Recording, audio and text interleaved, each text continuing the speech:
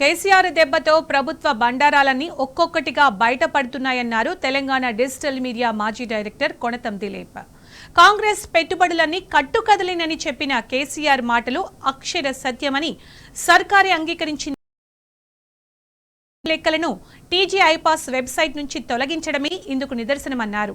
అయితే పెట్టుబడులని బూటకమంటూ కేసీఆర్ కొట్టి పారేయడంతో కంగుతిన్న ప్రభుత్వం లెక్కలు బయట పెడితే పరువు పోతుందనే ముందు చూపుతో వెంటనే జాబితాను వెబ్సైట్ నుంచి పూర్తిగా తొలగించింది.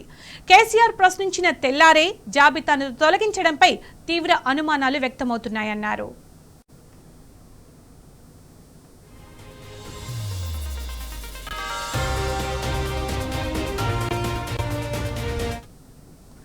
కేసీఆర్ చెప్పినట్లు పెట్టుబడులపై కాంగ్రెస్ సర్కారు లెక్కలన్నీ బోగసేనని ఈ చర్యతో తేలిపోయిందన్నారు.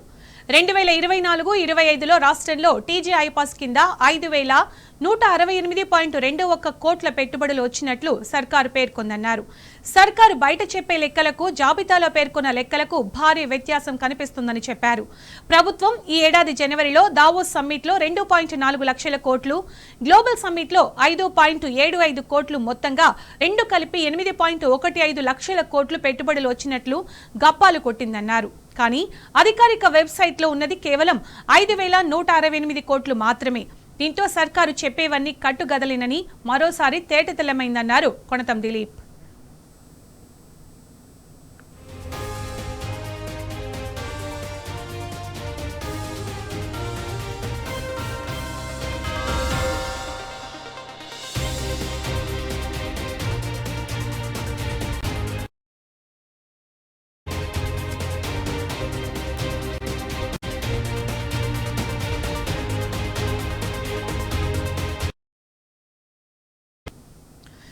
కేసీఆర్ దెబ్బతో ప్రభుత్వ బండారాలన్నీ ఒక్కొక్కటిగా బయటపడుతున్నాయన్నారు తెలంగాణ డిజిటల్ మీడియా మాజీ డైరెక్టర్ కొణతం దిలీప్.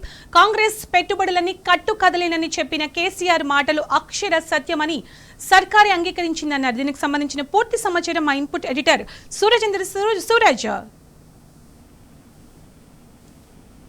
సునీత, ఈ సమ్మిట్ల పేరిట పెట్టుబడులను హైప్ చేస్తున్న వైనం పైన తెలంగాణ తొలి ముఖ్యమంత్రి కేసీఆర్ రియాక్ట్ అయిన విషయం తెలిసిందే. పెట్టుబడుల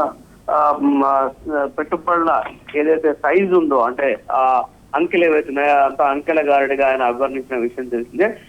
కొన్ని చోట్ల కొంతమంది విఐపీల వంట మనుషులతో కూడా అగ్రిమెంట్లు చేసుకున్న దాఖలాలు అంటూ ఆయన చెలొక్తులు విసిన విషయం కూడా తెలిసిందే.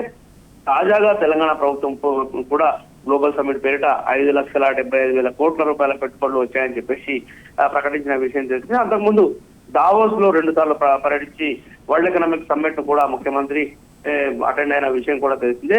ఆ సందర్భంగా కూడా మొదటిసారి ఒక 45,000 కోట్లు, అలాగే రెండోసారి 1,70,000 కోట్లు, 1,80,000 కోట్లు మేరకు ఎంఓయూలు కుదిరాయని చెప్పేసి ప్రకటించారు. అంటే 2,25,000 కోట్లు అవి.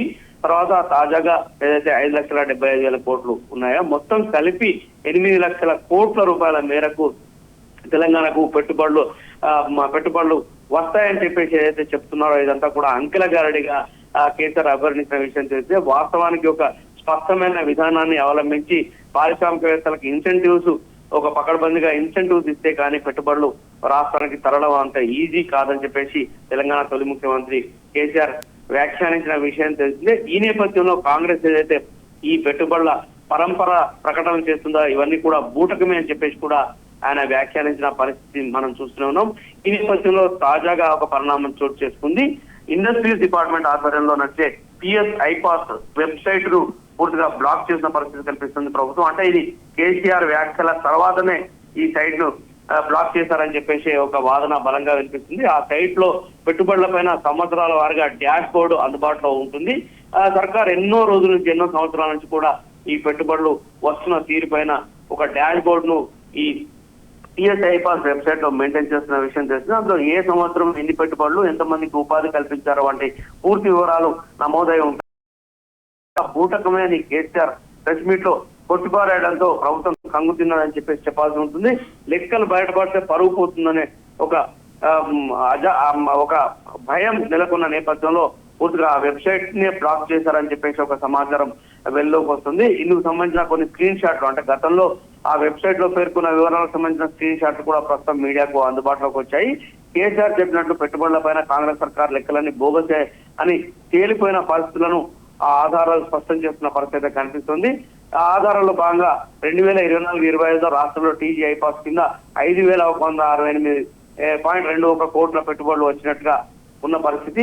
సర్కారు బయటకు చెప్పే లెక్కలకు జాబితాలో పేర్కొన్న లెక్కలకు భారీ వ్యత్యాసం ఉన్న నేపథ్యంలో ఆ వెబ్సైట్ పూర్తిగా బ్లాక్ చేశారని చెప్పేసి కూడా ఒక విమర్శన అయితే చాలా స్పష్టంగా వినిపిస్తుంది. ప్రభుత్వం ఈ ఏడాది జనవరిలో దావోస్ లో జరిగిన సమ్మిట్ లో కావచ్చు, ఇతరత్రా కావచ్చు, మొత్తంగా చూసుకుంటే కనుక 8.15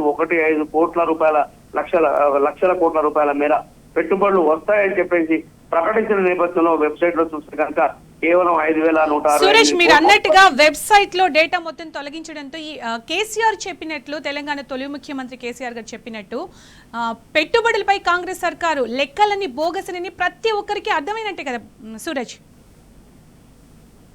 అంటే ఇప్పటివరకు పెట్టుబడులకు సంబంధించి అయితే భారీ అంకెల గారడీని అయితే చూపుతున్న పరిస్థితి కనిపిస్తుంది. పెద్ద పెద్ద మొత్తాల్లో పెట్టుబడులు వస్తాయని చెప్పేసి వాస్తవానికి ఈ అగ్రిమెంట్ల తీసుకెళ్ళి చూస్తే కనుక పెద్దగా విశ్వసనీయత ఉన్న కంపెనీలు కావచ్చు, లేదా అంతర్జాతీయ స్థాయి ప్రమాణాలున్న కంపెనీలు కావచ్చు, పెట్టుబడులు చేసుకోవడానికి ఎంఓఎల్ కుదుర్చుకోవడానికి ముందుకు రాని పరిస్థితి ఉందని చెప్పేసి గతంలో కూడా విమర్శలు వినిపించిన పరిస్థితిని అయితే మనం చాలా స్పష్టంగా చూసాము. ఈ గ్లోబల్ సమ్మిట్ పేరిట పటాటోపం మాత్రమే అని చెప్పేసి కూడా ఒక విమర్శ వినిపించింది. దాదాపుగా 300 కోట్ల రూపాయలు ఖర్చు చేసి ఈ గ్లోబల్ సమ్మిట్ లాంటి సమ్మిట్లను ప్రభుత్వం నిర్వహించడం, ఆ తర్వాత లక్షలాది కోట్ల రూపాయల పెట్టుబడి తరలుతున్నాయని చెప్పడం, ఇదంతా కూడా ఒక బోగస్ అని చెప్పేసి కూడా వాణిజ్య రంగానికి సంబంధించిన విశ్లేషకులు కూడా గతంలో అభిప్రాయపడ్డ దాఖలాలున్నాయి. ఈ నేపథ్యంలోనే తెలంగాణ తొలి ముఖ్యమంత్రి కేసీఆర్ మొన్న మీడియా ముందుకు వచ్చినప్పుడు చాలా స్పష్టంగా పెట్టుబడుల గురించి ఒక కేటగారికల్ అనౌన్స్మెంట్, ఆయన ఒక ప్రకటన చేసిన పరిస్థితి చాలా స్పష్టంగా చూస్తున్నాము. ఇవన్నీ కూడా అంకెల గారడి